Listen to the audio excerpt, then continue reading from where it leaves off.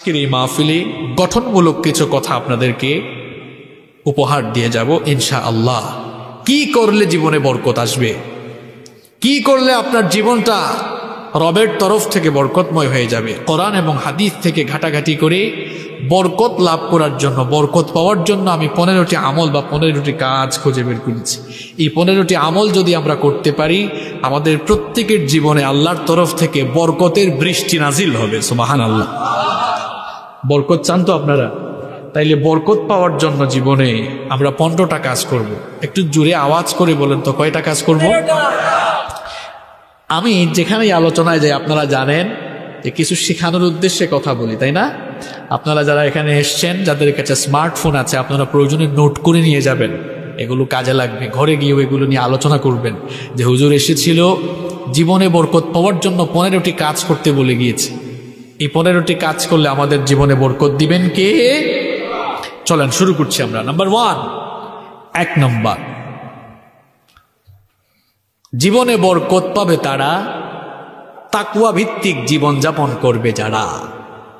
1 নম্বর, জীবনে বরকত পেতে হলে তাকওয়া অর্জন করতে হবে। তাকওয়া কি অর্জন করতে হবে? জীবনের মধ্যে বরকত পাবে তারা ঈমান এনে তাকওয়া ভিত্তিক জীবন যাপন করবে যারা। এই জন্য রব্বুল আলামিন কোরআনুল কারীমের 7 নম্বর সূরা সূরাতুল আরাফের 96 নম্বর আয়াতের মধ্যে বড় চমৎকার করে বললেন, ওয়ালাউ আন্না আহলাল কুরা আমানু ওয়াত্তাকাউ লাফাতাহনা আলাইহিম বারাকাতিম মিনাস সামাই ওয়াল আরদ। আল্লাহ তাআলা বলছেন, জনপদের লোকেরা যদি ঈমান আনে, ঈমান আনার পরে তারা যদি আমি আল্লাহকে ভয় করার নীতি অবলম্বন করে তাকওয়া ভিত্তিক জীবন যাপন করে, তাহলে আমি শুধু আসমান নয়, মাথার উপরের আসমান আর পায়ের তলার জমিন, অর্থাৎ উভয় জায়গা থেকে, আসমান আর জমিন থেকে আমি আমার গোলামকে বরকত দান করব। আরো আসতে বলেন সুবহানাল্লাহ। তাহলে বরকত পাওয়ার জন্য 1 নম্বর যে কাজ আমাদেরকে করতে হবে, তাকওয়া ভিত্তিক জীবন যাপন করতে হবে। আমাদের প্রত্যেককে একটি কোয়ালিটি, একটি গুণ অর্জন করতে হবে। গুণটার নাম তাকওয়া। সবাই বলেন, গুণটার নাম কি? তাকওয়া। এটি এমন একটি গুণাবলী, এই গুণ যার মধ্যে আছে তার মর্যাদা আল্লাহর কাছে তামাম মাখলুকাতের উপরে চলে যায়। আল্লাহু আকবার।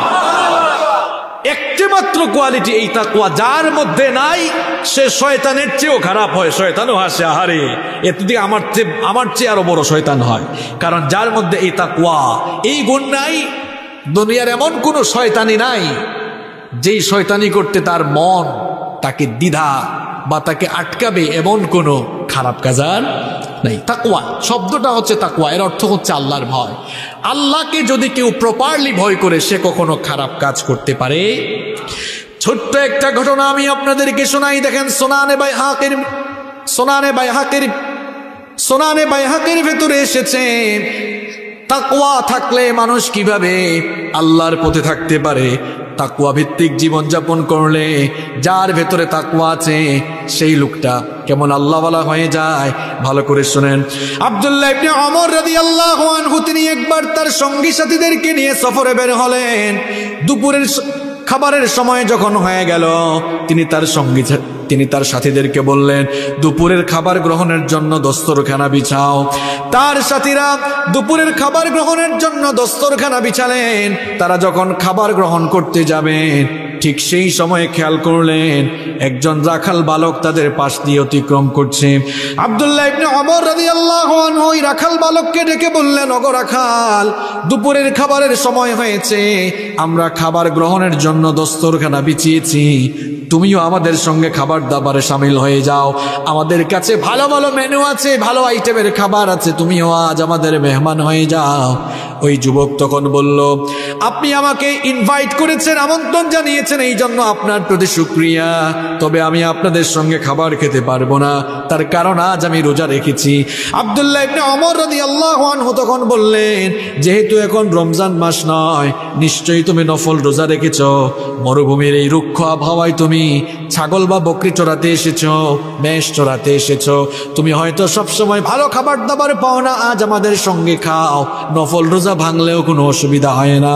যুবক তখন বলল, আমি আপনার কথায় তো রোজা ভাঙতে পারি না, কারণ আমি ওই শূন্য দিনের জন্য আমল করছি যেদিন মানুষের আমল ছাড়া কোনো কিছুই কাজে লাগবে না। আব্দুল্লাহ ইবনে ওমর রাদিয়াল্লাহু আনহু চিন্তা করলেন, লোকটার অন্তরে তো আল্লাহ ভীতি আছে, তাকওয়া আছে, এমনি এমনি তারে ছাড়বো না, এই তাকওয়ার লেভেলটা আমি একটু যাচাই করব। পরীক্ষা করার জন্য তাকে বললেন, তোমার সঙ্গে যে মেষপাল রয়েছে, এই মেষপালের মালিক কি তুমি নাকি? এবার যুবক বলল, আমার সঙ্গে যে মেষপাল রয়েছে এই মেষপালের মালিক আমি নই, আমি একজনের গোলাম। আমি মরুভূমিতে তার এই মেষগুলো চড়াই, বিনিময়ে মাস শেষে আমি তার কাছ থেকে বেতন পাই। এবার আব্দুল্লাহ ইবনে ওমর রাদিয়াল্লাহু আনহু বললেন, তুমি এক কাজ করো, এই মেষপাল থেকে একটি মেষ বা ছাগল আমার কাছে বিক্রয় করো, নগদ টাকা তোমাকে দিব। তুমি তো রোজা রেখেছ, আমি এটা জবাই করে কিছু মাংস তোমাকে হাদিয়া দিব, যেন বাড়িতে গিয়ে তুমি ইফতারে সেই মাংস খেতে পারো। যুবক তখন বলল, আমি তো আপনাকে আগেই বলেছি এই ছাগল পালের মালিক আমি নই, সুতরাং আমি আপনার কাছে বিক্রি করতে পারবো না। আব্দুল্লাহ ইবনে ওমর রাদিয়াল্লাহু আনহু তখন বললেন, দেখো, তুমি যদি আমার কাছে বিক্রি করো তোমার মালিক টের পাবে না। এইরকম মরুভূমিতে মেষপাল বা ছাগল পাল নিয়ে আসলে বাঘের আক্রমণে কয়েকটা ছাগল বা মেষ এমনিতেই ধ্বংস হতে পারে, নাই হতে পারে। তুমি যে কোনোভাবে তোমার মালিককে গিয়ে বুঝ দিতে পারবা, আমার কাছে বিক্রি করলে নগদ টাকা পাবা, আবার ইফতারের জন্য তুমি মাংস হাদিয়া পাবা। যুবক তখন বলল, ওগো মুসাফির, তুমি কে? তোমাকে আমি চিনি না, তবে আমি তোমাকে বলছি শোনো, আমি হয়তো মিথ্যা বলে আমার মালিক যিনি তাকে আমি ধোঁকা দিতে পারবো, কিন্তু আইন আল্লাহ, আল্লাহ কোথায়? আমার মালিক যিনি, তোমার মালিক যিনি, গোটা বিশ্বজাহানের মালিক যিনি, তার চক্ষুকে তো ফাঁকি দেওয়া সম্ভব হবে না। এর নাম তাকওয়া। কারো অন্তরে তাকওয়া থাকলে, আমি সব জায়গায় বলি, পুলিশ দিয়া পিটায়াও তাকে দিয়ে আপনি খারাপ কাজ করাতে পারবেন না, আপনি পারবেন না। শুধু জেলখানায় মানুষ ঢুকালেই, চোর ডাকাত জেলখানায় ঢুকালেই ভালো হয়ে যায় না, মাঝে মাঝে এর বিপরীত চিত্র আমরা দেখি। পুলিশ মাঝে মাঝে আমরা বিপরীত চিত্রও দেখি, চোর জেলখানায় ঢুকে প্রমোশন পেয়ে ডাকাত হয়ে বের হয়, আছে না নাই? আপনি তাকওয়া ঢুকাইয়া দেন, কারো অন্তরে যদি তাকওয়া ঢুকাই দিতে পারেন, তাকে আপনি জোর করেও আর খারাপ কাজ করাতে বাধ্য করতে পারবেন। এ যুবক ভাইয়েরা, আজ আমাদের অন্তর থেকে তাকওয়া উঠে গেল কেন?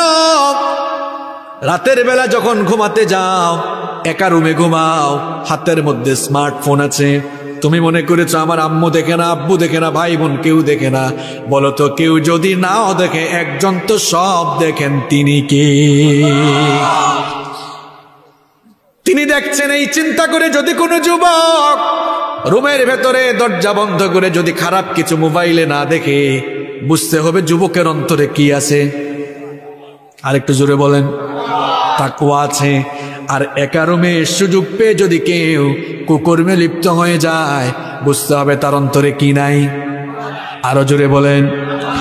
কারো অন্তরে যদি তাকওয়া থাকে, সে কখনো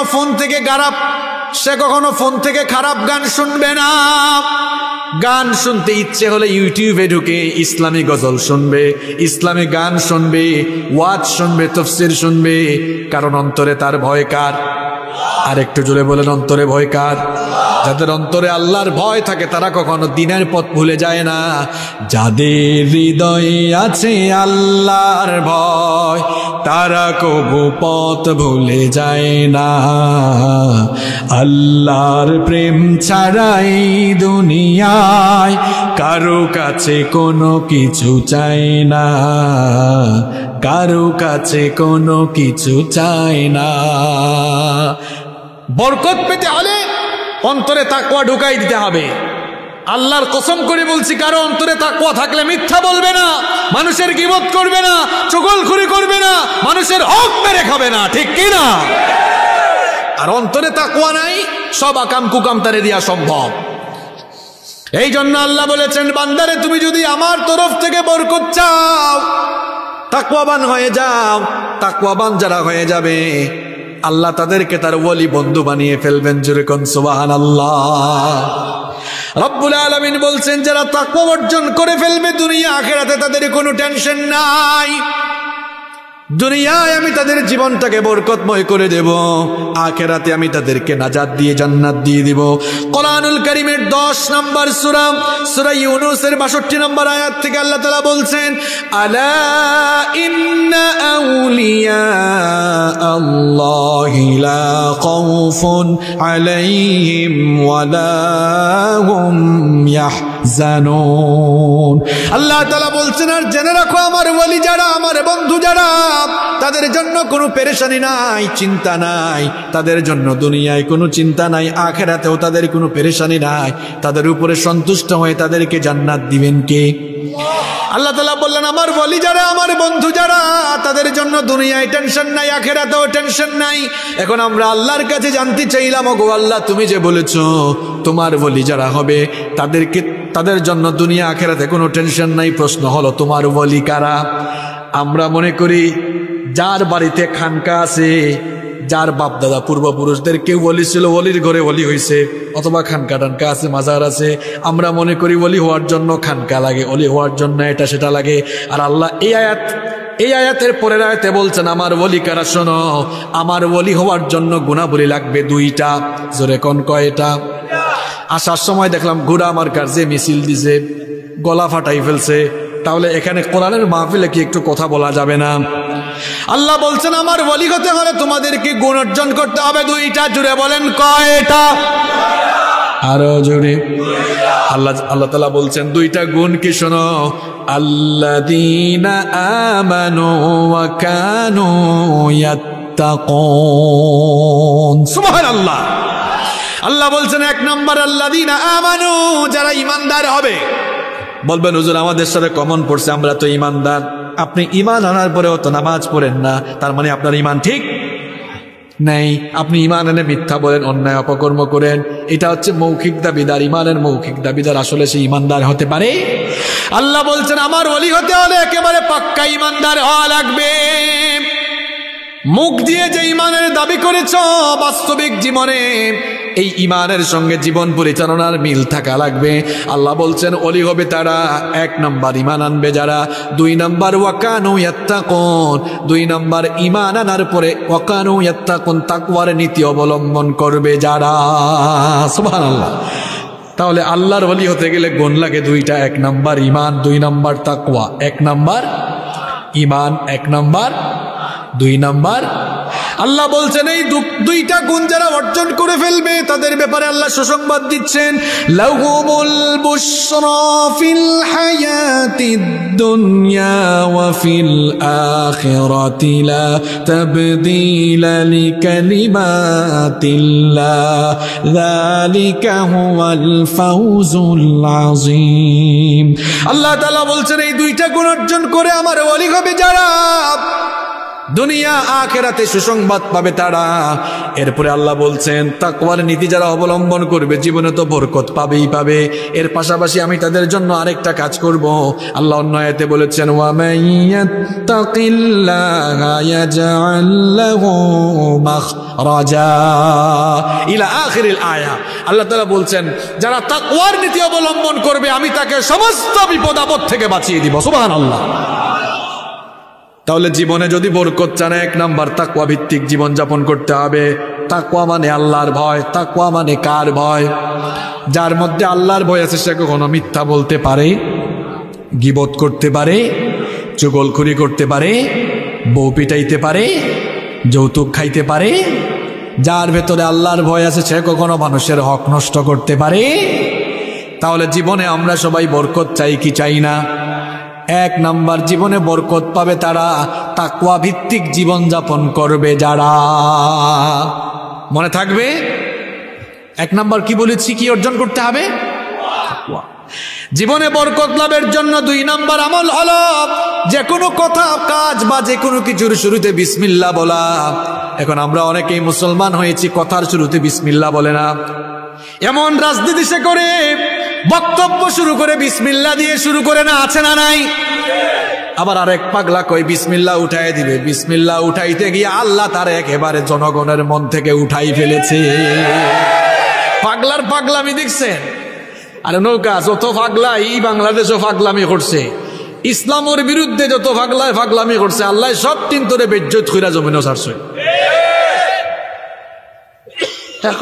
ইসলাম থাকতে পারে না, হে আসেনি এখন কিতা মাতুন না কেন? আরে বাপরে বাপ, আমরা ক্ষমতা পাইয়া আনলে আমার অবস্থা এমন হয়, যে যখন চেয়ারও হে তখন গিয়ারও। আমি নিজেও গিয়ারও, কারণ আমি এখন চেয়ারও। তবে আমার এই গিয়ার কিন্তু ইসলামের বিরুদ্ধে না, ইসলামের পক্ষে একবারে। এর লাগে আমরা যেন ভাই সম্মান দিন, যেন যাই সম্মান দিন খেয়ে। আর চেয়ার ওইটা গিয়ার যদি ইসলামের বিরুদ্ধে যায় তে মনে রাখিও চেয়ারও বুয়াইছেন যে বেজ্জত থইরা জুতার বাড়ি খাওয়াইয়া চেয়ার থেকে নামাইতেও পারো নিয়ে। কেদা ঠিক কইছেন কথা? ইসলামের বিরুদ্ধে মারছে, অবস্থা তার কিতা ভালো হয়েছে না কিতা? সেই লতিফ সিদ্দিকী থেকে নিয়ে শুরু করে মুরাদ হাসান পর্যন্ত এই দেশে যারাই ইসলামের বিরুদ্ধে কথা বলেছে সবগুলা বেজ্জত হয়েছে।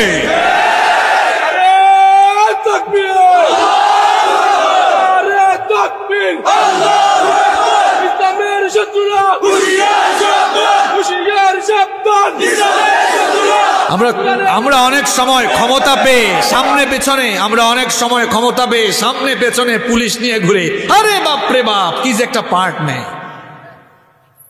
মনে রাখবেন ক্ষমতা এমন জিনিস, যতদিন আছে দাম আছে, যখন নাই দাম কেমনে যায় জানেন?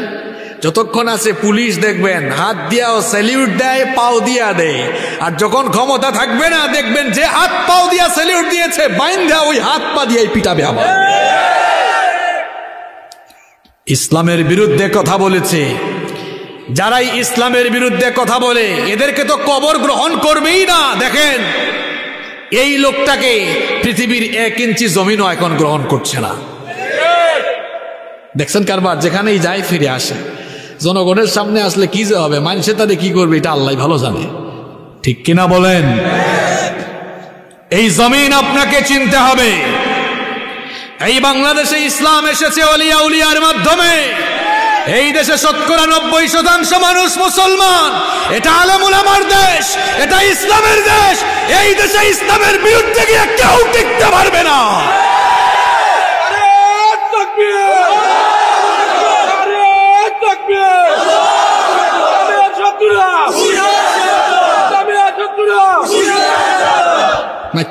ইসলামের বিরুদ্ধে একবারে এই বেজ্জতিয়া দেই ভাই, ঠিক নেই।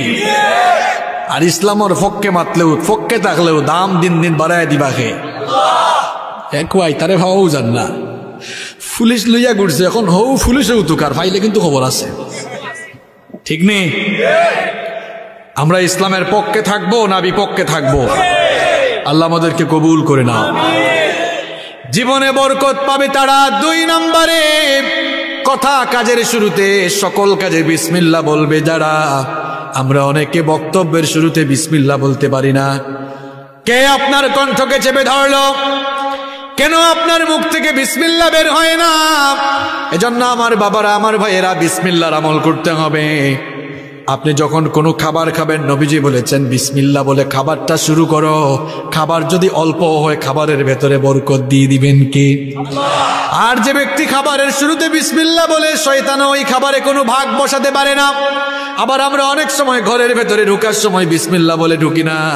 এই জন্য দেখা যায় অনেকের ঘরের মধ্যেও জিন ভূত আছে না নাই? অনেকে গিয়া হুজুরের কাছ থেকে তাবিজ এনেছে, হুজুর তাবিজ দেন, ঘরের মধ্যে জিন ভূত আসর করতে পারে। আর নবীজি আমল শিখালেন তাবিজের আমল না করে বিসমিল্লাহ পড়ো। দেখেন আমি আপনাদেরকে একটা চমৎকার হাদিস শোনাই।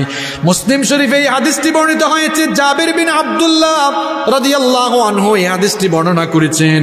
তিনি বলেছেন, নবীজি বলেছেন, ইদা দাখালার রাজুলু বাইতাহু, যখন কোন লোক তার ঘরে ঢোকে, ফাযাকারাল্লাহু ইনদা দুখুলিহি ওয়া ইনদা তাআমিহি, ওই লোকটা ঘরে ঢোকার সময় যখন বিসমিল্লাহ বলে তখন শয়তান তার সঙ্গে ঘরে ঢুকতে পারে না। আবার লোকটা যখন খাবারের শুরুতে বিসমিল্লাহ বলে শয়তান তখন তার চেলাপেলা সাঙ্গপাঙ্গদেরকে বলে, লা মাবিতা লাকুম ওয়ালা আশা, এই ঘরে তোমাদের থাকার জায়গা নাই, খাবারও জায়গা নাই, কারণ ঘরের মানুষ বিসমিল্লাহ পড়ে। সুবহানাল্লাহ।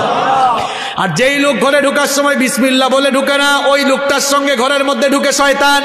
খাবারের শুরুতে যারা বিসমিল্লাহ বলে না, ওই খাবারে ভাগ বসায় শয়তান। এই জন্য কথা কাজের শুরুতে বা খাওয়ার শুরুতে আমরা বিসমিল্লাহ বলবো। রাজি আছেন? সকালবেলা ঘর থেকে বের হয়েছেন, কার নামে বের হবেন? বলবেন বিসমিল্লাহ, বিসমিল্লাহি তাওয়াক্কালতু। যানবাহনে উঠেছেন, আল্লাহর নামে উঠেন। দোয়াও তো আল্লাহ শিখিয়েছেন, বিসমিল্লাহি মাজরিহা ওয়া মুরসাহা ইন্না রাব্বি লাগফুরুর রহিম। সুবহানাল্লাযী সাখখারা লানা হাদা ওয়া মা কুন্না লাহু মুকরিনিন ওয়া ইন্না ইলা রাব্বিনা লামুনকালিবুন। আছে না নাই? তাহলে জীবনে বরকত পাওয়ার জন্য 2 নাম্বার কাজ, কথা কাজের শুরুতে আমরা মুসলমান হিসাবে সব সময় কি পড়ব? আর একটু জোরে বলেন। কিতাব পয়েন্ট থাকবো নি মনে না? সালো আলোচনার শেষে সারা গুল্লা মনে থাকবো নি? কয়টা আমলের কথা বলেছি? 1 নাম্বার, 2 নাম্বার। মাশাআল্লাহ, এই এলাকা থেকে অনেক বিসিএস ক্যাডার বের হবে ইনশাআল্লাহ, স্মরণ শক্তি ভালো। 3 নাম্বার, জীবনে বরকত পাবে তারা 5 ওয়াক্ত নামাজের হেফাজত করবে যারা। আমরা অনেকে ঈমান এনেছি, ঈমানের দাবি করে এখনো আমরা নামাজে যাই না। কেমন ঈমানদার আপনি? একজন মানুষ ঈমান আনার পরে সে আসলেই খাঁটি ঈমানদার কিনা তা যাচাই করার প্রথম মাপকাঠি বা প্রথম মানদণ্ডের নাম হচ্ছে সালাত। আপনি ঈমানদার কিনা প্রমাণ হয়ে যাবে আজান হয়ে গেলেই। আপনি আজান হয়ে গেলে যদি সঙ্গে সঙ্গে মসজিদে যান, বোঝা যাবে এটা খাঁটি মোমেন, খাঁটি ঈমানদার। কারণ যার জীবনে নামাজ নাই তার আসলে ঈমানই নাই। কথা মোল্লার নয়, বলেছেন মুহাম্মদ সাল্লাল্লাহু আলাইহি ওয়াসাল্লাম। যার মধ্যে নামাজ নাই তার মধ্যে ঈমানও। মুয়াজ্জিন আজান দেওয়ার পরে যেই লোকটা মসজিদে যায় না, সে আল্লাহকে বুড়ো আঙ্গুল দেখায়। আপনি বলবেন হুজুর কেমনে দেখায়? এটা বোঝার জন্য আপনাকে আজানের দিকে খেয়াল করতে হবে। আমাকে সবাই একটু বলেন তো দেখি, প্রত্যেক দিন মুয়াজ্জিন নামাজে আসার জন্য আজান দেয় কয়বার? আর একটু জোরে বলেন। এবার আমাকে বলেন তো, আজানের প্রথম সেন্টেন্স, আজানের প্রথম বাক্য কি লা ইলাহা ইল্লাল্লাহ নাকি আল্লাহু আকবার? আল্লাহু আকবার। আল্লাহ যদি চাইতেন আজানের প্রথম বাক্য লা ইলাহা ইল্লাল্লাহ হতে পারত কিনা?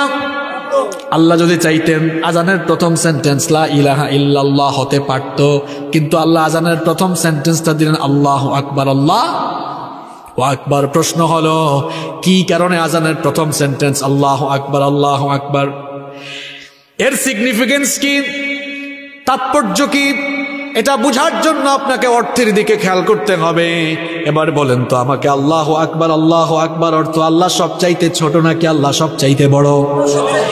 তাহলে মুয়াজ্জিন আজান শুরু করে আল্লাহু আকবার এই সেন্টেন্স দিয়ে আজান শুরু করে দুনিয়ার মানুষকে বুঝায়, দুনিয়ার মানুষকে জানায়, দুনিয়ার মানুষরা শোনো, আল্লাহ হচ্ছেন সবচাইতে বড়, আল্লাহর হুকুমটাও হলো সবচাইতে বড়। তার মানে মুয়াজ্জিন আল্লাহু আকবার বলার সঙ্গে সঙ্গে দুনিয়ার যে কোনো মানুষ যে কোনো কাজেই থাকুক না কেন, আল্লাহর হুকুমের চাইতে ওই কাজটা ছোট না বড়?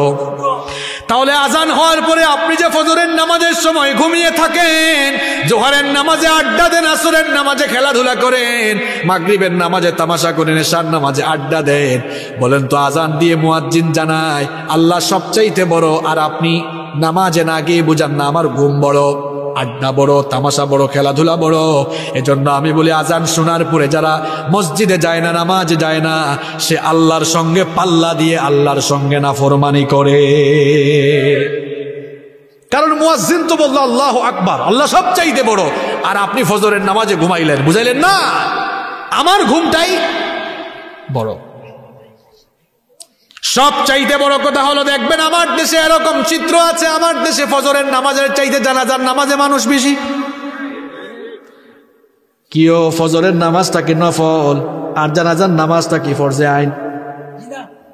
দেখবেন আপনারা তার ঘর থেকে 50 হাত দূরে ফজরের নামাজে যায় না, কিন্তু মাঝে মাঝে দেখবেন এমন কিছু ঘটনা ঘটে, জানাজার নামাজে হাজির হওয়ার জন্য ঢাকা থেকে গাড়ি চালায়া তারপরে বড়লেখায় আসে। তার এত জ্বালা উঠছে কেন, এত বিষ উঠছে কেন, এত গরজ উঠলো কেন? ঘর থেকে 50 হাত দূরে ফজরের নামাজে গেল না, কিন্তু 8-9 ঘন্টা জার্নি করে অনেকে জানাজার নামাজে যায়। এই বাটপারের মতলব কোথায়? মতলব হলো জানাজার নামাজের আগে বক্তব্য দেওয়ার সুযোগ আছে, ফজরের নামাজের আগে বক্তব্য দেওয়ার সুযোগ না। এই বাটপার, তোর ফজরের নামাজ কই রে? নইলে তুই জানাজার নামাজে 7-8 ঘন্টা জার্নি করে আসলি, তুই ফজরের নামাজে আসলি না কেন? অনেকে চাকরি করে, ব্যবসা করে, 9টায় দোকান খুলতে হবে বা 9টায় অফিসে ঢুকতে হবে। সবার হাতে এখন স্মার্টফোন আছে না নাই? ফোনের মধ্যে অ্যালার্ম অপশন আছে না নাই? 9টায় যেহেতু যেতে হবে, 8টার সময় অ্যালার্ম সেট করে। আবার বিবাহিতরা বউকে ডেকে বলে, সিলেট তৈল হয় কই গো, ডাক্কা দিচ্ছে মোরে, কিতা কয়নি হয় কইল, ডাক্কা দিস মোরে। ফোনে অ্যালার্ম লাগালো, বউকেও সাবধান করলো। এই লোকটা দেখা গেল বউকে বলল না, বউ গো 5টায় ডেকে দিস ফজরের নামাজের জন্য, অথবা ফোনের মধ্যে অ্যালার্মও সেট করলো না 5টায় ওঠার জন্য। প্রশ্ন হলো, আপনি অফিসে ঠিক টাইমে যাওয়ার জন্য, দোকান ঠিক মতো খোলার জন্য 8টার সময় অ্যালার্ম দিতে পারেন, কারণ ঠিক মতো অফিসে না গেলে বস আমাকে বকাবকি করবে। কিন্তু বিশ্বজাহানের মালিক আল্লাহকে ভয় করে আপনি ফজরের নামাজে অ্যালার্ম দিতে পারেন না। তার মানে এই কথা দাঁড়ালো, তার মানে বোঝা গেল আপনার অন্তরের মধ্যে আল্লাহর ভয়ের চাইতে বসের ভয় অনেক বেশি। ইস, ঠিক কইলে ফজরের নামাজের সময় কই থাকো? ঠিক সব বলে ঠিক, ঠিক নেই, এটাও ঠিক। ফজরের নামাজের সময় মানুষ কয়। আবার আমাদের দেশে দেখবেন জুমার নামাজের সময় মসজিদে জায়গা হয় না, বাহিরেও কার্পেট দেওয়া লাগে। আসরের নামাজে মানুষ নাই, আছে না নাই? এইরকম সাপ্তাহিক নামাজি মনে হয় বড় লেখায় নাই। এখন সাপ্তাহিক নামাজি গুলার উদ্দেশ্যে কিছু বলার দরকার আছে না নাই? রাগ করতেছেন আপনারা? সবাই একটু আওয়াজ করে বলেন তো, নামাজ আদায় করলে খুশি হন কে? আর নামাজটা ছেড়ে দিলে খুশি হয় কে?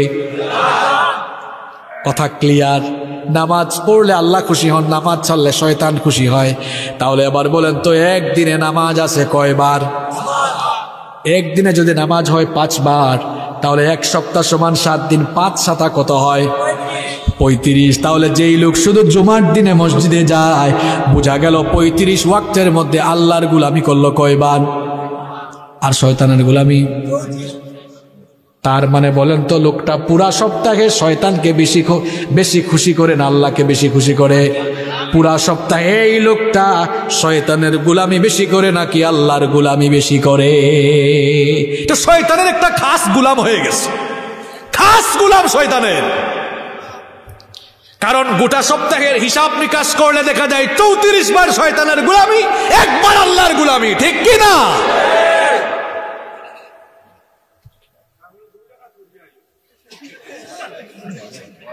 ইগুর 20 উঠে যায় আরো বেশি।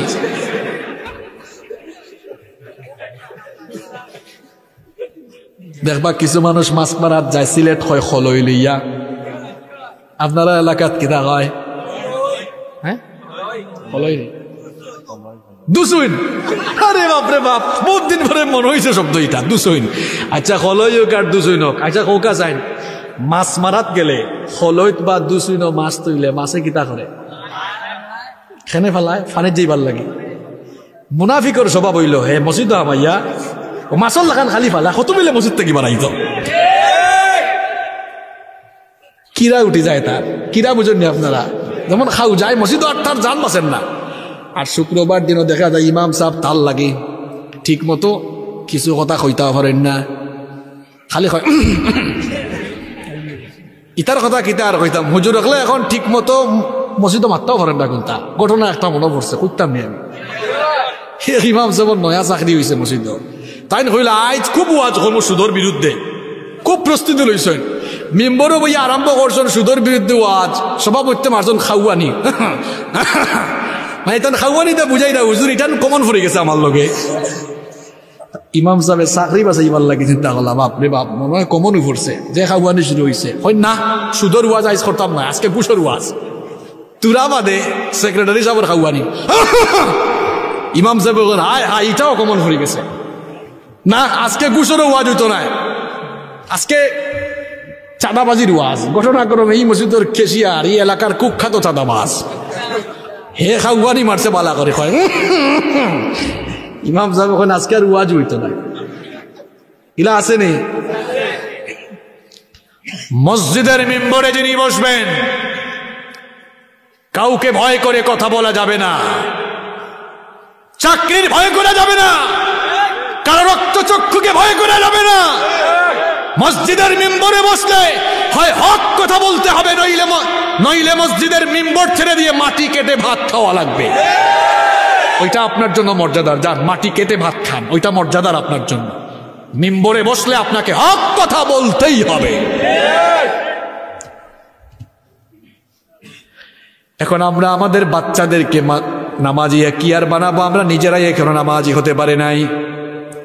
এই জন্য বেনামাজিগুলোর জীবনে কোনো বরকত নাই। আল্লাহ বলেছেন জীবনে যদি বরকত চাও, রিজিকে যদি বরকত চাও, 5 ওয়াক্তের নামাজি হয়ে যাও। কোরআনুল কারীমের 20 নম্বর সূরা সূরাতুত তাহা এর 132 নম্বর আয়াতে আল্লাহ তাআলা তার নবীকে জানালেন, وَأْمُرْ أَهْلَكَ بِالصَّلَاةِ وَاصْطَبِرْ عَلَيْهَا لَا نَسْأَلُكَ رِزْقًا نَحْنُ نَرْزُقُكَ وَالْعَاقِبَةُ لِلتَّقْوَى। কথাটা কার? আল্লাহ তাআলা বললেন, ওগো নবী আপনি আপনার পরিবার বর্গকে নামাজের আদেশ দিন, আর নিজেও আপনি নামাজ কায়েম করুন, নামাজের উপর অবিচল থাকুন। এই যে আপনি নামাজ আদায় করেন, এই জন্য তো আমি আপনার কাছে রিজিক চাই না, বরং যারা নামাজ আদায় করবে আমি তাদেরকে রিজিক দান করব। সুবহানাল্লাহ। অর্থাৎ তাদের রিজিকে বরকত দিব। এর কারণে আপনারা দেখবেন বেনামাজিগুলো অনেক টাকা ইনকাম করে, এদের টাকায় বরকত নাই, ইনকামে বরকত নাই, এদের জীবনে বরকত নাই, কারণ তার জীবনে নামাজ নাই। দেখবেন অনেক ইমাম সাহেব 8-10 হাজার টাকা বেতন পায়, আরেকজন 8-10 লাখ ইনকাম করে 8-10 লাখ কোন দিকে আসে কোন দিকে যায়, মাস শেষে বলে হুজুর আরো ঋণ আছে দোয়া করিয়েন, আর ইমাম সাহেবের ওই টাকা দিয়েই চলে যায়। কারণ টাকা অল্প হলেও লোকটা নামাজি মানুষ, ভালো মানুষ, তাকওয়াবান, এজন্য জীবনে বরকত ঢেলে দিয়েছেন কে? আমি আগেই বলেছি ক্ষমতা দিয়ে টাকা দিয়ে বরকত পাওয়া যায় না, বরকত আসে কার তরফ থেকে? তাহলে জীবনে বরকত পাওয়ার জন্য 3 নাম্বার কাজ করতে হবে। 5 ওয়াক্তের নামাজ ঠিক মতো পড়তে, ওয়াজ শুনিয়া যায় 12টা পর্যন্ত, গিয়া ফজরের নামাজ খাজা করে, এইসব মানুষ নাই। আরো জোরে বলেন। আবার আমার যুবক ভাইদেরকে যদি বলে যুবক ভাইরা নামাজে আসো, বলে হুজুর আমার এখনো বয়স হয় নাই। আমার কলেজার টুকরা যুবক ভাইদেরকে বলতে চাই, এই যে শয়তান আপনাকে পজিটিভলি ধোঁকা দিয়েছে, তোর এখনো বয়স হয় নাই, বুড়া হবি, এটা শয়তানের পজিটিভ ধোঁকা। এই ধোঁকায় খবরদার, এই ধোঁকায় পড়া যাবে না, শয়তানের এই ফাঁদে পড়া যাবে না। মনে রাখতে হবে আমার আপনার মতো কত যুবক হঠাৎ করে মারা গিয়েছে, আছে না নাই? দুনিয়াতে আসার জন্য সিরিয়াল আছে, কিন্তু যাওয়ার জন্য কোনো সিরিয়াল নাই। আছে? There is no serial of death. মৃত্যুর কোন সিরিয়াল নেই। No one can escape from death, no one can live from death for. মৃত্যুর থাবা থেকে কেউ রেহাই পাবে না।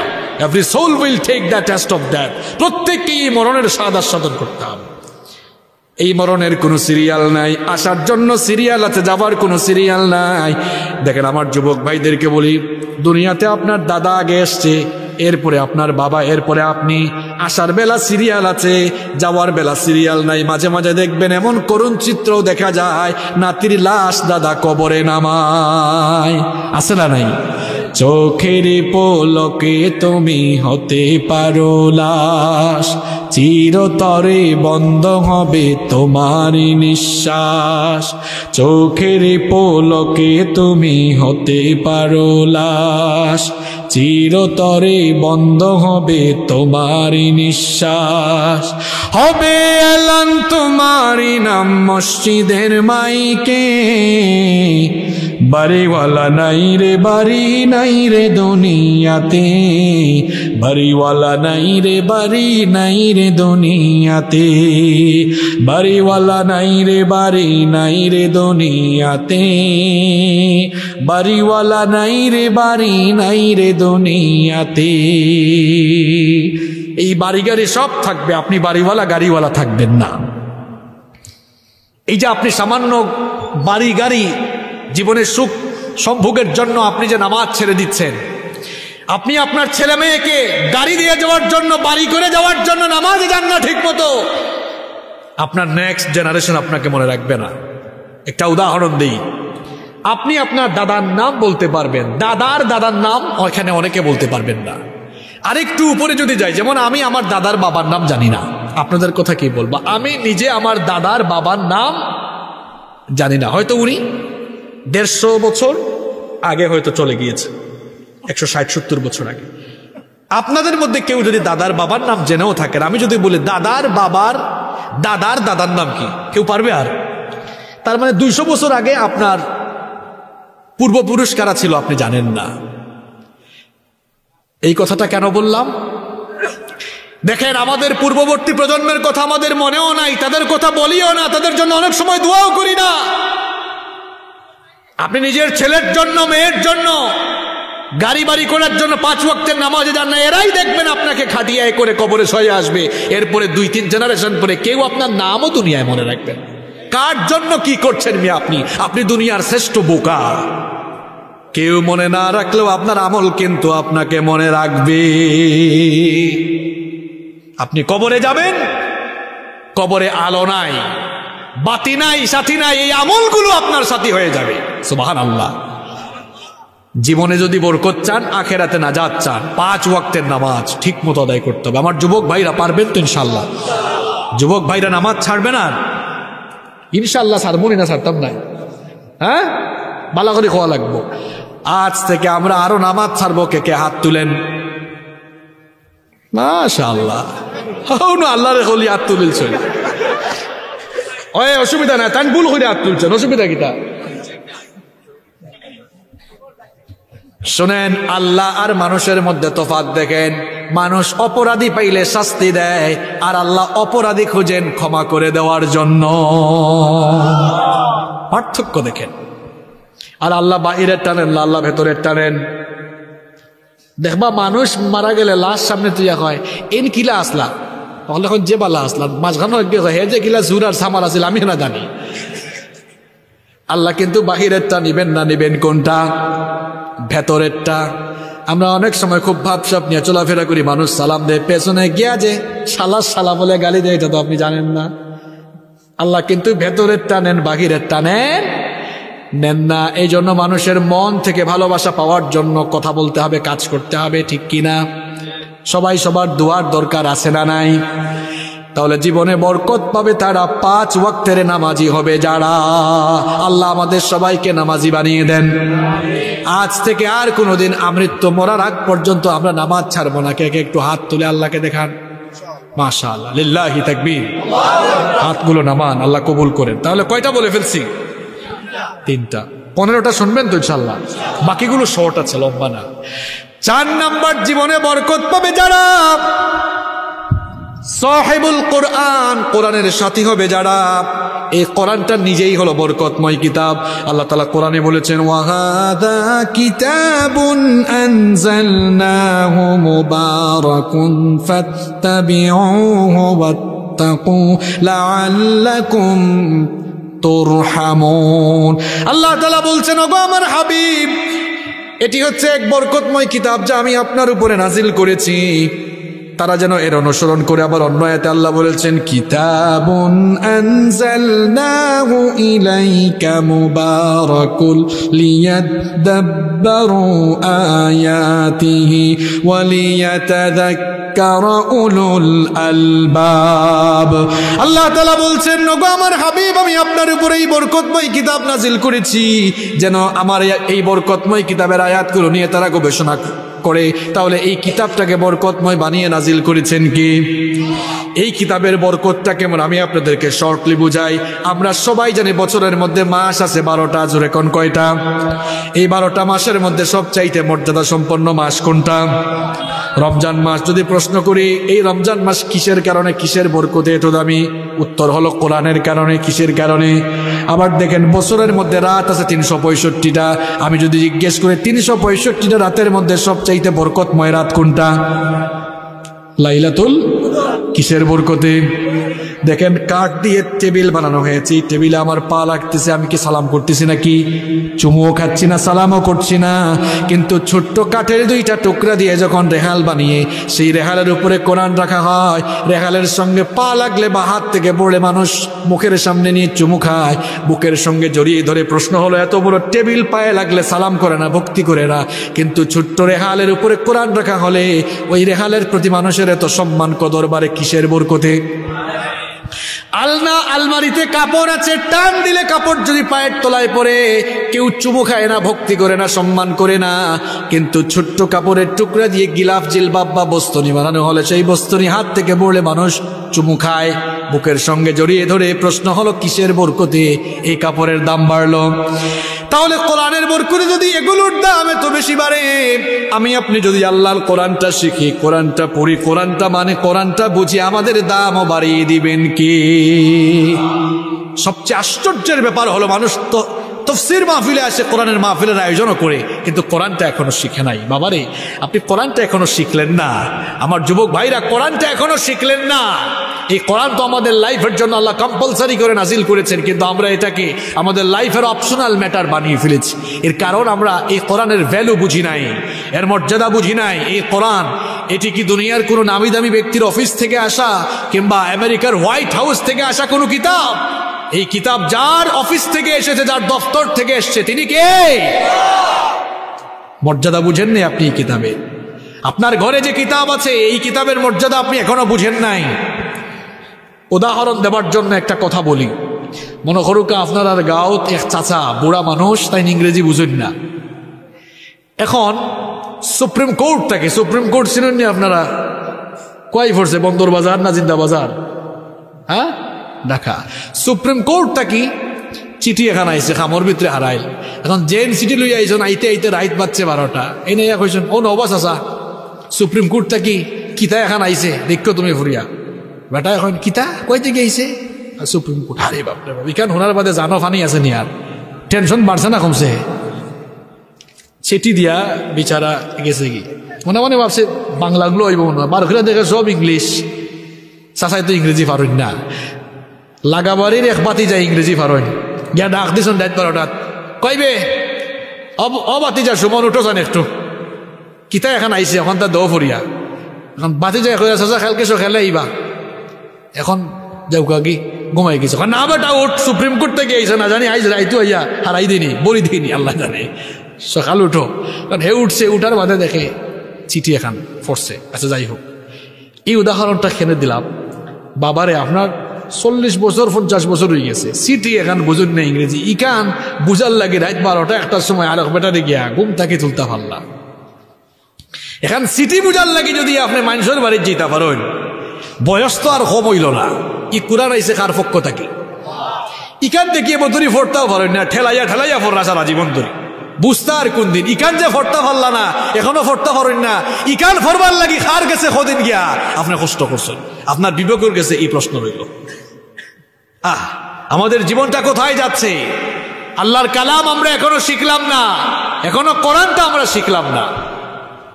সবাই স্লোগান দেয়, আল কোরআনের আলো ঘরে ঘরে জ্বালো। বেকুব, কোরআনের আলো ঘরে ঘরে জ্বালবে কেমনে? এটা জ্বালতে হলে তো কোরআন বুঝতে হবে। মানতে গেলে জানতে হয়, জানতে গেলে পড়তে হয়। মানতে গেলে জানতে হয়, কথা বুঝতেছেন আমার?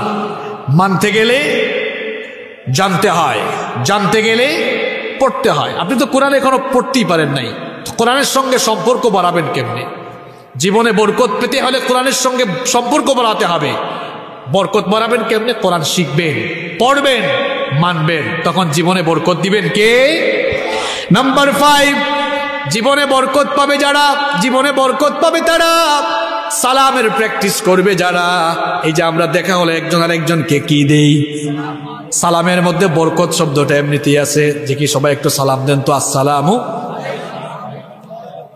আসসালামু আলাইকুম ওয়া রাহমাতুল্লাহি ওয়া বারাকাতু, বরকত শব্দটা আছে না নাই? তবে আমরা অনেকে এখন শুদ্ধ করে সালাম দেই না, বলি সালাম আলাইকুম। ভাই সাহেব সালাম আলাইকুম। এখানে আলেম যারা আছেন আপনারা জানেন, সালাম অর্থ শান্তি, আর সাম আরবিতে সাম মানে মৃত্যু। আসসালামু আলাইকুম মানে তোমার উপর শান্তি বর্ষিত হোক, আর সালাম আলাইকুম মানে তুই মর। এখন সামালিকুম ইতা সালাম আছে না নাই?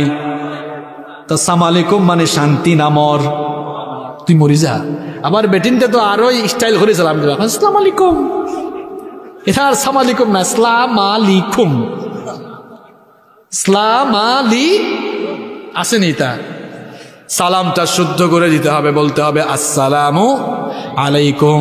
আমরা অনেকে দেখা হলে সালাম দিই না, বলি হাই, হেই, হ্যালো। এইসব বললে কি কোনো সওয়াব হবে নাকি? সালামের ফায়দা হলো 4টা। সবাই জুড়ে বলেন, সালামের ফায়দা কয়টা? 1 নাম্বার, সালাম দিলে একজন আর একজনের জন্য বরকতের দোয়া করে, আসসালামু আলাইকুম ওয়া রাহমাতুল্লাহি ওয়া বারাকাতুহু। এখানে বরকতের মাধ্যমে কি বিনিময় হয়? দোয়া বিনিময়। আল্লাহ বলেছেন যখন ঘরে ঢুকবা সবার আগে সালাম দিবা। আমরা ঘরে ঢুকলে অনেকে অনেক সময় সালাম দেই না। ঘরে ঢোকার সময় আপনারা সালাম দেন তো? সালাম দেন ঘরে ঢোকার সময় আপনারা? না, দিবা কিলা? বাড়িতে বাবিরি কোনোদিন সালাম দিয়েছেন? কয় আমি ইতাম গেলে সালাম, আমি জামাই, তাই না বউ, তাই রে আমি সালাম দিতাম কেন? এক ভাই আবার কয় হুজুর সালাম দিয়া দেন, বিপদও পড়ছি। গিয়া কইলাম কলিং বেল মারছি, তাই দিয়েছেন দুয়ার খুললে, আর আমি কইছি আসসালামু আলাইকুম। তাই কিতা ঢং করায় না, কিতা আমারে চিনো না তুমি? আমরা ভাবছি সালাম ইতা খালি নির্দিষ্ট কিছু মানুষরে দেওয়া যায়, কিতা কথা ঠিক কইছে নি? সালাম সবাই সবাইকে দিতে পারবে। আবার আরেক চাচা খুব পাট নিয়ে চলে, চৌরাস্তার মোড় দিয়ে যাচ্ছে, কিছু যুবক দাঁড়ানো, যুবকরা সালাম দেয় নাই। এই তুই খার গরর কি করে? তোর বাপর নাম কিতা? তোর মা বাবা আদব কথা শিখাইছে না? এরকম আছে না নাই? চাচা আমি আপনাকে বলি, আপনি ওই যুবককে ধমক না দিয়ে যদি নিজেই যুবককে সালাম দিতেন, আপনি দেখতেন এই যুবক এরপর থেকে আপনাকে 1 কিলোমিটার দূরে দেখলেই প্রস্তুতি নিবে, আরে বাবা চাচা সাংঘাতিক, আগে সালাম দেয়, উনি আসার আগে আমি সালামটা দিয়ে দেব। এক সালাম একদিন দিলে, ধমক না দিয়ে সালাম দিয়ে দিলে সালামের তালিম হইতো কি হইতো না? তাহলে সালামের 4টা উপকারিতা। 1 নাম্বার, সালাম দিলে বরকতের দোয়া হয়। 2 নাম্বার, সালাম দিলে বরকত নাজিল হয়, কারণ সালামের মধ্যে বরকত আছে। 3 নাম্বার হলো, যেই ব্যক্তি সালাম দিবে এবং যাকে সালাম দিবে এদের জন্য জিম্মাদার হয়ে যাবেন কি? আরেকটু যদি বলেন, জিম্মাদার হয়ে যাবেন কি? সালামের এই বললাম 3টা উপকার। আর সালামের 4 নাম্বার ফায়দা হলো, যেই ব্যক্তি সালাম দিবে এবং যেই ঘরে সালাম দেওয়া হবে ওই ঘরের উপরে আল্লাহর রহমত নাজিল হবে। সুবহানাল্লাহ। তাহলে জীবনে বরকত পাওয়ার জন্য আপনারা সালাম দিবেন তো। এরপরে নাম্বার 6, জীবনে বরকত পাবে তারা মা বাপ এবং মা বাবার খেদমত করবে যারা, এবং আত্মীয় স্বজনের খোঁজ খবর নিবে যারা। অনেকে আছে নিজের মা বাবার খোঁজ খবর রাখে না, মা বাবার সঙ্গে বেয়াদবি করে, মা বাবার ঠিক মতো খেদমত করে না। অবশ্য এই জন্য কিছু মা বাবারাও দায়ী। আমরা বিভিন্ন জায়গায় মাহফিলে গেলে মা বাপ বলে, হুজুর একটু পিতামাতার খেদমতের ওয়াজ করেন, আমাদের ছেলেমেয়েরা কথা শুনে না। অবস্থা হলো ওই বেকুবের মতো, এক বেকুব গাছ না লাগাইয়া ফলের আশা করে বসে আছে। গাছ না লাগিয়ে ফলের আশা করা যেমন বোকামি, ঠিক তেমনি ভাবে সন্তানের হক আদায় না করে ওই সন্তানের কাছ থেকে খেদমতের আশা করাটাও বোকামি। বুঝলে বুঝবাতা, না বুঝলে তেজবাতা। আপনি আপনার ফুয়াফুরির হক আদায় করছেন না, এ করবো না আপনার খেদমত। সুন্দর এখন নাম রাখছেন না, কোরআন শিখাইছেন দেখছেন না এখন নাম রাখার সিস্টেম। আরে বাপ রে বাপ, যে তার নাম রাখা চলে এখন। ফুয়ান নাম রাখিচ্ছে বল্টু, নাট বল্টু নাম রাখা চলে। ছেলের নাম রাখছে সাগর। এই নয় কেউ সাগর থাকলে ভাই রাগ করে না, বলে এমন হুজুর আনছে বাড়ি থেকে, সব আমার উপরে ইয়া গেছেন। ছেলের নাম সাগর, মেয়ের নাম নদী। সাগর ছেলে বড় হয়ে টি শার্টে লিখছে সাগরের বুকে নদী। দেখছেন কারবার? এই যে লোকটা তার ছেলের নাম সাগর রাখলো, মেয়ের নাম নদী। নাম রাখার সিস্টেম বলছে যদি আল্লাহ এই লোকটার আরো কিছু ছেলে মেয়ে দেয়, আগের গুলার নাম যেহেতু হয়েছে সাগর নদী, পরের গুলার নাম হইতে পারে খাল, বিল, পুকুর, নদী, কুয়া। সিস্টেম তো এরকমই। আবার আরেকজন নাম রাখছে ছেলের নাম তুফান। এইসব নাম আছে না নাই? একজন জিগাইলো, ভাই ছেলের নামটা তুফান রাখছেন কেন? কয় অবস্থা বুঝে ব্যবস্থা নিছি। কয় তার মানে বুঝলাম না। কয় তুফানের সময় হয়েছে এই জন্য তুফান। আবার অনেক জায়গায় মেয়ের নাম দেখবেন বৃষ্টি। বৃষ্টি মেয়ে আছে নাকি এলাকায়? আরে বাপরে বাপ, এই এলাকার এত মেয়ের খবর আপনার কাছে থাকে কেমনে? তো মেয়ের নাম বৃষ্টি। জিগাইলো বৃষ্টি রাখছেন কেন? কয় হুজুর এইটাও অবস্থা বুঝে ব্যবস্থা। বৃষ্টির সময় হয়েছে বৃষ্টি, বাবারে আপনি যে অবস্থা বুঝে ব্যবস্থা নেন। তুফানের সময় হয়েছে বলে তুফান, আর বৃষ্টির সময় হয়েছে বলে নাম যে রাখছেন বৃষ্টি। এখন আকাশ থেকে বজ্রপাত হওয়ার সময় যদি আরেকটা হয়, নাম কি রাখবেন নাকি ঠাডা পড়ছে? আপনি তো অবস্থা বুঝে ব্যবস্থা নিচ্ছেন। সন্তানের সুন্দর নাম রাখেননি, তাকে কোরআন হাদিস শিখাননি, তার হক আপনি আদায় করেননি, সময় দেননি। অ লেভেল এ লেভেলে পড়িয়েছেন, সায়েন্স কমার্সে পড়িয়েছেন। হ্যাঁ, আপনি পড়াতে পারেন, কিন্তু মনে রাখবেন সন্তানকে শিক্ষাদানের ক্ষেত্রে সব কিছু শেখাবেন, পরে আল্লাহর কোরআন আগে। ও আ ক খ এবিসিডি পড়ে আলিফ বা তা তা আগে, সব তো শিখাই ফেলছেন। ব্যারিস্টারি পাস করিয়েছেন, ডাক্তার হয়ে গিয়েছে, ইঞ্জিনিয়ার হয়ে গিয়েছে। হ্যাঁ, হতে পারবে, অসুবিধা নেই। আপনার ছেলে ডাক্তার হোক, ইঞ্জিনিয়ার হোক, কিন্তু সবার আগে তাকে কোরআনটা শিখাই দেন। যদি সবার আগে কোরআন শিখানোর পরে ডাক্তার বানান, এটা নামাজি ডাক্তার হবে। এসা কসাই ডাক্তার না হয়ে মানবতার ডাক্তারই হবে, ঠিক কি না? ইঞ্জিনিয়ার বানান, অসুবিধা নাই, নামাজি ইঞ্জিনিয়ার হবে যদি সে কোরআনটা আগে শিখে। আপনি তাকে আইনজীবী বানান, সবার আগে কোরআন শিখান, দেখবেন ভালো আইনজীবী হবে। নইলে কিপ ইন ইওর মাইন্ড, কোরআন না শিখে সব শিখাবেন, মনে রাখবেন the old home is waiting for you। আপনার মতো বাবা আর আপনার মতো মায়ের জন্য বৃদ্ধাশ্রম অপেক্ষা করছে। উফরে দি সেফ মারলে এটা জ্বালা নিজের উফরে পড়ে। ঠিক সন্তানের হক আদায় না করলে এই সন্তানের জুলুমর শিকার হওয়া লাগে। আগে আপনি সন্তানের হক আদায় করেন মিয়া, এরপরে খেদমতের আশা করেন। সন্তানের হক তো আপনি আদায় করেন নাই, এই জন্য আমি বলেছি ওয়াজ উল্টায়া দেন। এতদিন হয়েছে ওয়াজ মা বাবার খেদমতের ওয়াজ, এখন সব জায়গায় ওয়াজ হবে সন্তানের হক আদায়ের ওয়াজ। সিরিয়ালি যাওয়া লাগবে, হক আদায় করবেন, খেদমতের আশা করা লাগবে না। এই ছেলে মেয়ে আপনার এমনি খেদমত করবে। আপনারা আজ পর্যন্ত শুনছেন কোন আলেম তার মা বাপকে ঘর থেকে পিটাইয়া বের করে দিছে? শুনছেন কেউ? ডাক্তার ইঞ্জিনিয়ার বের করে দিছে, এমন খবর আমরা পত্র পত্রিকায় কম পাই না বেশি পাই। আলেম করে না, কিন্তু ওরা করে কেন? কারণ আলেম কোরআনটা পড়েছে, কোরআন পড়তে গিয়ে দেখেছে আল্লাহ বলেছেন খবরদার তোর মা বাবার সঙ্গে ঝগড়া করিস না, মা বাবার সঙ্গে রাগ করে কথা বলিস না, বরং মা বাবার সঙ্গে কথা বলবি কেমনে? শোন, ওয়া কুল লাহুমা কওলান কারীমা, সম্মানজনক ভাষায় মা বাবার সঙ্গে কথা বলতে হবে। আদেশটা কার? জোরে বলেন, আদেশটা কার? কোরআন শিখান সন্তানকে। আর ওয়াজ করাইয়া সন্তানদেরকে ভালো বানানো লাগবে না, হক আদায় করলে এই সন্তানগুলো অটোমেটিক ভালো হয়ে যাবে। এগুলোকে চরিত্রবান বানায় দিবেন কি? জীবনে বরকত পেতে হলে মা বাবার খেদমত করতে হবে। আমার ভাইদেরকে বলবো, মা বাবার কাছে আমরা ঋণী কম না বেশি? এই মা বাবার খেদমত করেন। মনে রাখবেন, মা বাবার খেদমত করবেন না, নিজের কপাল নিজে পোড়াবেন। আত্মীয় স্বজনের হক আদায় করেন। নবীজি বলেছেন, যেই ব্যক্তি আত্মীয়তার হক আদায় করে না, আত্মীয়তার সম্পর্ক ছিন্ন করে, আমি তার সঙ্গে সমস্ত সম্পর্ক ছিন্ন করে দিই। আবার অন্য হাদিসে নবীজি বলেছেন, কেউ যদি তার জীবনের মধ্যে, হায়াতের মধ্যে, উপার্জনের মধ্যে, সময়ের মধ্যে, এক কথায় তার গোটা জীবনের সব সেক্টরে যদি বরকত বাড়াতে চায়, সেজন্য তার মা বাপ এবং আত্মীয়তার সম্পর্ককে ঠিক রাখে। তাহলে বরকত দিবেন কে? আরেকটা জুড়ে বলেন, বরকত দিবেন কে? জীবনে বরকত পাওয়ার জন্য 7 নম্বর আমল হলো সকাল সকাল কাজ শুরু করতে হবে। কারণ নবীজি সকালবেলা যারা কাজ শুরু করে তাদের বরকতের জন্য দোয়া করেছেন। আরো 1500 বছর আগে নবীজি দোয়া করেছেন, আল্লাহুম্মা বারিক লি উম্মতি ফি বুকুরিহা। নবীজি দোয়া করেছেন, ওগো আল্লাহ, ওগো আমার রব, আমার উম্মতের সকাল সকাল যারা কাজ শুরু করে তাদের কাজে বরকত দাও। অনেকে ঘুম থেকে 9টা 10টা বাজে ওঠে, তো কাজে বরকত পাবে কেমনে? সকাল সকাল ফজরের নামাজ শেষ করে যে কোনো কাজ শুরু করবেন, ওই কাজের মধ্যে বরকত দিয়ে দিবেন কে? নাম্বার 8, জীবনে বরকত পেতে হলে সব সময় আল্লাহর উপরে তাওয়াক্কুল করতে হবে। যে কোনো কাজ আপনি শুরু করেছেন, মনে রাখবেন আপনি কেবলমাত্র পরিশ্রম করেই নিজের কষ্টে নিজের পরিশ্রম দিয়ে সফল হতে পারবেন না, সাহায্য লাগবে কার? এজন্য আল্লাহ বলেছেন, যে কোনো কাজে আমার উপর তাওয়াক্কুল করো। আমাই ইয়াতাওয়াক্কাল আলাল্লাহি ফাহুয়া হাসবুহ ইন্নাল্লাহা বালিগু আমরিহি ক্বাদ জাআলাল্লাহু লিকুল্লি শাইইন কদরা। আল্লাহ তাআলা বলছেন, যে ব্যক্তি আমার উপরে ভরসা করবে আমি তার জন্য যথেষ্ট। আল্লাহর উপরে কেউ যদি ভরসা করে, রিজিক নিয়ে টেনশন করা লাগবে না, রিজিকের ব্যবস্থা করে দিবেন কে? নবীজি বলেছেন, তোমরা যদি আল্লাহর উপরে তাওয়াক্কুল করার মতো তাওয়াক্কুল করতে পারো, পাখিকে আল্লাহ যেমনে খাবার দেন তেমনি আল্লাহ তোমাদের রিজিকের বন্দোবস্ত করে দিবেন। আপনাদের হাকালুকি হাওয়ারে গেলে দেখবেন পাখি গাছের ডালে ডালে আছে না নাই? খুব সুন্দর দৃশ্য।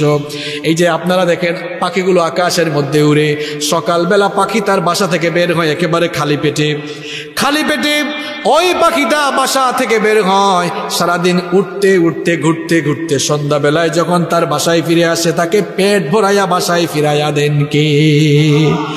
আল্লাহ বলছেন, ওই পাখিটাকে তোমরা খাওয়াও না, সে আমার উপরে তাওয়াক্কুল করে যেমন বের হয়েছে, এজন্য আমি তাকে খাবার দিয়েছি। তোমরাও যদি আমার উপরে তাওয়াক্কুল করো, যে কোনো কথা কাজে, যে কোনো আয় উপার্জনে, যে কোনো কাজে তোমাদেরকে পাখির মতো রিজিক দান করবেন কে?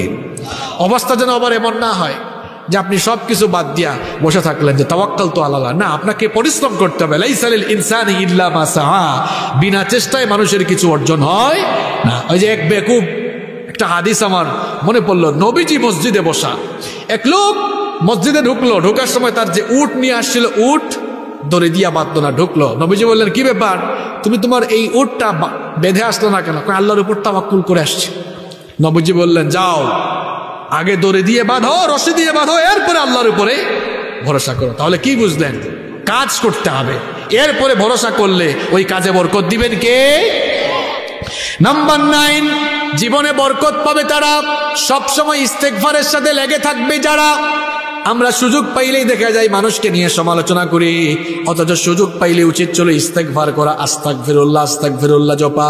সুযোগ পাইলে আস্তাগফিরুল্লাহর আমল করবেন, কারণ নবীজি বলেছেন, মাল্লাজিমাল ইস্তেগফার জাআলাল্লাহু মিন কুল্লি দিকিন মাখরাজা ওয়া মিন কুল্লি হাম্মিন ফারাজা ওয়া রাযাকাহু মিন হাইথু লা ইয়াহতাসিব। নবীজি বলেছেন, যে ব্যক্তি ইস্তেগফারের সাথে লেগে থাকবে, আল্লাহ তার বিপদ আপদ দূর করে দিবেন এবং তাকে তার ধারণাতীত জায়গা থেকে আল্লাহ রিজিক দান করবেন। সুবহানাল্লাহ। তাহলে 9 নম্বর আমলের কথা বললাম, সব সময় কি করা? ইস্তেগফার করা। নাম্বার 10। 10 নম্বর হলো হালাল পন্থায়, হালাল তরিকায় ব্যবসা করা, উপার্জন করা। যে কোনো কাজ করেন, চাকরি করেন, ব্যবসা করেন, পরিশ্রম করেন, হালাল তরিকায় করতে হবে, তাহলে বরকত দিবেন কি? হারামের মধ্যে খবরদার কোনো আরাম পাবেন না। এজন্য জীবনে বরকত পেতে হলে আপনাকে হালাল তরিকায়, হালাল ব্যবসা, হালাল কাজ। 11 নম্বর হলো, আপনি যদি আপনার জীবনে মাল সম্পদে বরকত পেতে চান, আল্লাহ আপনাকে সম্পদ দিলে সম্পদগুলো খরচ করতে হবে কার রাস্তায়? আর একটু জোরে বলেন, কার রাস্তায়? কারণ আপনার যে ধন দৌলত এগুলো দিয়েছেন কে? নাকি আপনি আপনার যোগ্যতা দিয়ে অর্জন করছেন? দেখবেন সমাজে অনেক বেকুব আছে, কয় আমি আমার যোগ্যতা দিয়ে এগুলো অর্জন করছি। এরকম যোগ্যতা সম্পন্ন এক মানুষের নাম আপনাদেরকে শোনাই, তার নাম ছিল কারুন। নাম কি ছিল? কারুন কে ছিল? কে বলতে পারবেন? মুসা আলাইহিস সালামের চাচাতো ভাই। এই কারুনের এত সম্পদ ছিল। আপনাদের ঘরে চাবি আছে না, আলমারির চাবি? আপনার ধন সম্পদের চাবি আর কয়টা? আর কারুনের ধন সম্পদের চাবি বহন করার জন্য এক দল শক্তিশালী যুবকের দরকার হতো। আল্লাহু আকবার। এত সম্পদ আল্লাহ তাকে দিয়েছিলেন। এরপরে তাকে বলা হলো, তুমি এই আল্লাহর দেওয়া সম্পদ আল্লাহর রাস্তায় খরচ করো। এগুলো আল্লাহ দেয় নাই, আমার নিজের যোগ্যতায় অর্জন করছি। দিল না। এরপর আল্লাহ কি করলেন? তার বিশাল অট্টালিকা, ধন সম্পদ চুক্কা তাকে মাটির নিচে গজব দিয়ে ধ্বংস করে দিয়েছেন কি? এই জন্য ধন সম্পদে যদি বরকত চান, তাহলে ধন সম্পদ আল্লাহর রাস্তায় দিতে হবে, আল্লাহর রাস্তায় খরচ করা লাগবে। আল্লাহর রাস্তায় ধন সম্পদ খরচ করলে ধন সম্পদ বাড়ে না কমে? ওই যে হইস নাকু বাড়ে, হই যদি দেখি প্রমাণ দাও, শেষ, বন্ধ হয়ে যাবে মুখ। আল্লাহর রাস্তায় সম্পদ দিলে সম্পদ বাড়ে। কেউ যদি আপনারে, কোনো নাস্তিকেও যদি হয় বেকুব, বুঝাই দেয় কিলা বাড়ে। আচ্ছা মনে করেন, আমার দিকে তাকান সবাই, ভাইরা তাকান, যারা উঠছে এরা এমনিও বিষ উঠে, এরা ফুল হোনার লাগিয়ে না, এরা খাইছ আমি জানি। রিয়েল শ্রোতা কারা? এটা শেষ পর্যন্ত থাকে যারা, মাহফিলের রিয়েল শ্রোতা হলো তারা। মনে করেন আমার কাছে 1 লক্ষ টাকা আছে, এখন আমি 20,000 টাকা দান করলাম, বলেন বাড়লো না কমলো? জুড়ে বলেন না, বাড়লো না কমলো? কমলো। আল্লাহ বলছেন আমার রাস্তায় সম্পদ দিলে আমি বাড়াই দিব, অথচ বাস্তবতা বলছে না বাড়ে না কমে। কেমনে বুঝাবেন আপনি? কেমনে বুঝাবেন আপনি যে আল্লাহর রাস্তায় দিলে যে বাড়ে? আমি কি বুঝাবো আপনাদেরকে? আয়াতটা তেলাওয়াত করি, পড়ে বুঝাই আগে। মনে করেন এই এলাকার একজন শিল্পপতি, অনেক ইন্ডাস্ট্রি ফ্যাক্টরি আছে, ওনার উপর জাকাত ফরজ। এখন হিসাব করে দেখলেন এই বছর ওনার জাকাত আসছে 2 লাখ টাকা। এখন 2 লক্ষ টাকা উনি অনেককে জাকাত দিলেন। এবার বলেন তো এই লোকগুলো যখন টাকা পাইলো এদের চাহিদা বাড়লো না কমলো? বুঝছি, এরারে সিলেটি বাসাই কেন খাওয়া লাগে বালা করে হই বুঝাই, এরা হিসাব এখন অঙ্ক চলে, অঙ্ক। আল্লাহর রাস্তায় সম্পদ দিলে আর না, তো এরা টাকা দিত না, বুঝাই তুইব তো, আর না ওলা বই দিব টেকারে তৈরি, এখন না দিতাম না, বুঝতে না দিব। শোনেন, এবার মনে করুক আপনার এলাকাতে বিশিষ্ট শিল্পপতি, হিসাব করে 2 লাখ টাকা আইছে জাকাত, কত টাকা? 2 লাখ। এখন 2 লাখ টাকা তাই 20, 30, 50, 60 জনের দিলা বাটিয়া। এই 50, 60 জনের কাছে আগে টেকা আসিল না, এখন টেকা পাওয়ার বাদে চাহিদা, মানে তারা কাছে আগে কোনটা আসিল না, এরা কাছে টেকা আসিল না, তারা কিচ্ছু কিনতে পারছে না। এখন কিনার চাহিদা তারা বাড়ছে না কমছে? আচ্ছা, সবে ওলামাত বা জবাব দিবা। মনে করুকা বাজারও আপনারা সবর দোকান আছে, উদাহরণ দিলাম, এটা সবর দোকান আছে আপনারা। এখন হোকা চাই জাকাত দেওয়ার কারণে আরো 50, 60 জন মানুষের, এত এলাকার আরো 50, 60 জন কাস্টমারের অত টেকা গেছে কি, এখন বাজারও কাস্টমার আগের চাইতে পারবো না কমবো? দোকানও এবলা আপনার আর বেচা কিনা বাড়ন না কমের? এখন দোকানও যেহেতু বেচা কিনা বাড়ের, আগে আপনি মাল আনতার টাকা থাকি, যে মাল আপনি আনরা বারবার পণ্য, এই পণ্যর চাহিদা এখন বাড়ছে না কমছে? আপনার ব্যবসা তো লালবাত্তি জ্বলছে, যেখান থেকে আনন হের ব্যবসা তো লালবাত্তি জ্বলছে। এখন দেখো কা বুঝুকা, যেখান থেকে আপনি আনেন পণ্য, হি ফাইকার বা এই বেটায় আবার পণ্য আনে সরাসরি ফ্যাক্টরি থাকি। এখন হে অর্ডার দিছে যে আগে যা মাল দিতে এখন দ্বিগুণ দেওয়া লাগবে, কারণ বাজারও কাস্টমার এখন বাড়ছে। ঘটনাক্রমে ওই ফ্যাক্টরির মালিক হইলা হোক হেন যে 2 লাখ টাকা দিছেন, তো হেন হইলা হায় হায় হায়, ব্যবসা তো দেখি খুব ভালো অবস্থা, ঠিক আছে ফ্যাক্টরি আরেকটা বানাও। এখন ফ্যাক্টরি একটা আছিল আগে, এখন আরেকটা বানানি হল, আরেকটা বানাইলে এই ফ্যাক্টরিত এখন আরো মানুষের চাকরি দেওয়া লাগবো না লাগতো না? মানুষের কর্মসংস্থান ভালো না কমলো? হও বেটে আবার আরো ইনভেস্ট করলো। এখন ইনভেস্ট কিন্তু এমনি এমনি করেন, লাভ নিশ্চয়ই আছে। ঘুরে ফিরে দেখো কা আর একটা ইন্ডাস্ট্রি করছে, আগে যা ইনকাম করতো এখন দেখা যায়, আগে করছিল 1000 কোটি, এখন হয়েছে কত? 2000 কোটি। এবলা বুঝাই দিয়ে অঙ্কটা বুঝুকা।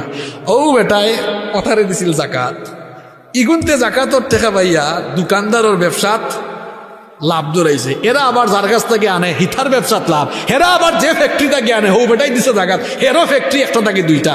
তার মানে হচ্ছে আল্লাহ বলছেন বান্দারে তুই হিসাব নিকাশ জানিস না, তুই যদি আমার রাস্তায় খরচ করিস একদিকে খরচ করবি আর আমি চতুর্দিক থেকে তোর জীবনে বরকত দিব। সুবহানাল্লাহ। আমরা অনেকে বুঝি না আল্লাহর রাস্তায় দিলে আবার বাড়ে কেমনে। এই জন্য কোরআনে আল্লাহ চমৎকার একটা আয়াত বলেছেন, মাসালুল্লাযীনা ইউনফিকুনা আমওয়ালাহুম ফি সাবিলিল্লাহি কামাসালি হাববাতিন আনবাতাত সাবআ সানাবিলা ফি কুল্লি সুমবুলাতিন মিআতু হাব্বা। এবার আপনারা শোনেন, এই যে নেরাত বইছেন তার মানে দান খেতে হয়েছিল না? আল্লাহ আল্লাহর রাস্তায় যারা খরচ করে তার উদাহরণ হইল জালার মতো বীজ। আমরা এলাকাত হয় আর কি, ওই যে দান রোয়ার আগে এইগুলারে কিতা ছিটাই যে জ্বালা করেননি আপনারা? হ্যাঁ, আপনার অঙ্কটা বুঝুক। আল্লাহ কইরা আমার রাস্তায় যারা সম্পদ ব্যয় করে দান করে, উদাহরণ একটা জাল আল্লাহ খান। কিতা আল্লাহ খান? একটা, কয়টা? বুঝুকা বাবা, যুবক ভাই এখন বুঝুকা। এই জ্বালাটা আপনি জমিনও ফালাইলা, দান গাছ হইল কটা? মাতুকা একটা দান গাছ থাকি অনেকগুলো দেখবা ডাইনে বামে ডাল ফালা শাখা প্রশাখা হয় না নি, এর মধ্যে দান খাটবার সময় দেখবা ওই একটা জ্বালা থাকি একটা গাছ হয়েছে, এক গাছ থাকি দান হয় একটা না শত।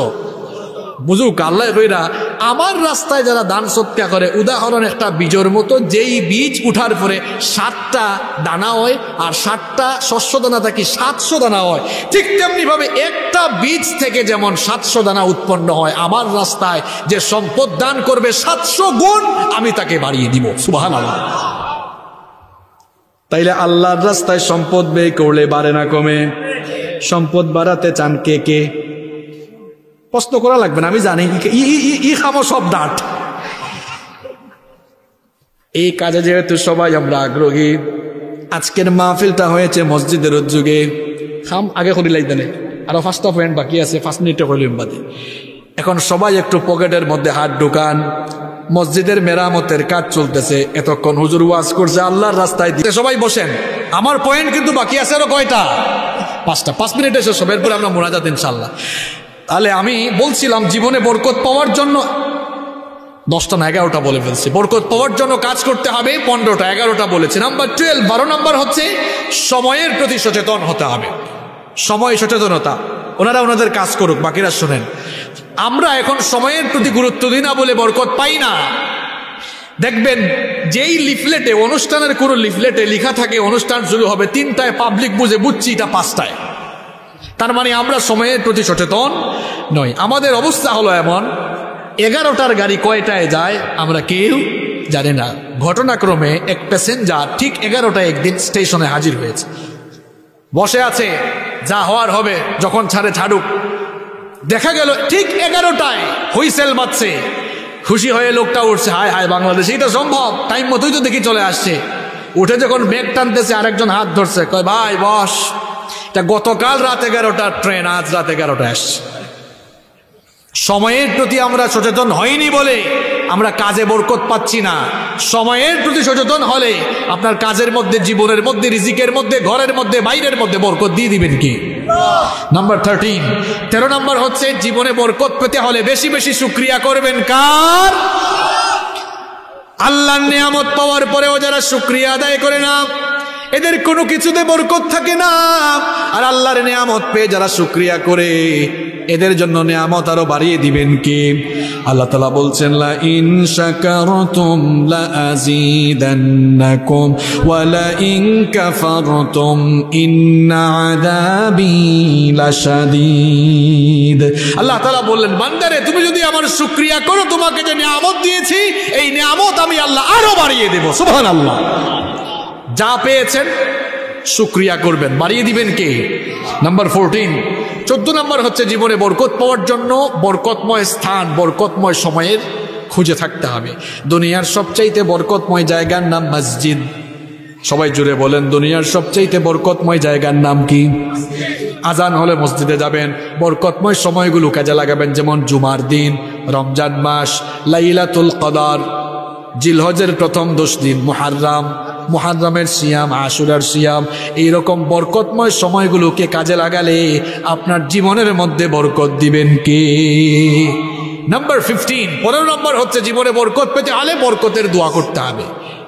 দোয়া ভাগ্যকে পাল্টিয়ে দেয় এই দোয়া। কিছু চাওয়ার না থাকলেও আপনি আল্লাহর কাছে চান, কিছু চান আল্লাহর কাছে, আল্লাহ চাইলে খুশি হন। আল্লাহ বলছেন, বান্দারে আমার কাছে চাও, আমি তোমাকে দান করব। সুবহানাল্লাহ। 15টা পয়েন্ট মনে রাখতে পারছেন আপনারা? অনেক দামি দামি কথা কিন্তু চলে গেছে। এই 15টা কাজ করবেন, দেখবেন জীবনে সুখ শান্তি পাবেন, বরকত পাবেন। 1 নাম্বার কি বলছিলাম? সবাই বলেন না, যারা বলতে পারছেন না শুনে শুনে বলেন। 1 নাম্বার কি বলেছি? তাকওয়া। 2 নাম্বার কি বলেছি? কথা কাজের শুরুতে বিসমিল্লাহ বলা। বিসমিল্লাহর আমল করবেন তো আপনারা ইনশাআল্লাহ। এরপরে 3 নাম্বার কি বলেছি? 5 ওয়াক্ত নামাজ ঠিক মতো আদায় করা। নামাজ আদায় করবেন তো আপনারা। 4 নাম্বার বলেছি কোরআনের সাথে সম্পর্ক বৃদ্ধি করা।